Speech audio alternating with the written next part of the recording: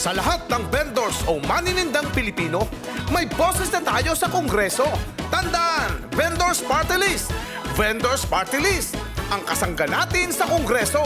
Saan ka ba? Sa Vendors Party List na. Good morning po. Ano pong pwede ko itulong?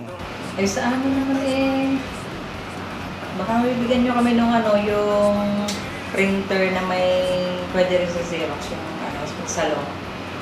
Mer printer daw at saka. Sige po. Boses na tayo sa Kongreso. Yung kagaya ba yun sa atin? Yung kagaya ng atin. Meron kasi ako ma'am na pero ang ink niya, liquid. Pwede siyang colored.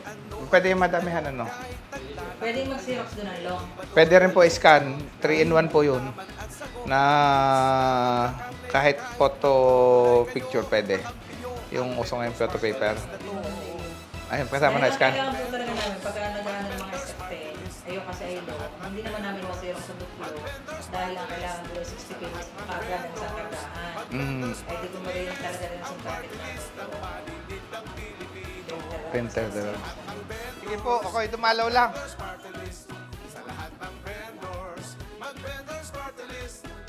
Eh, ano na lang.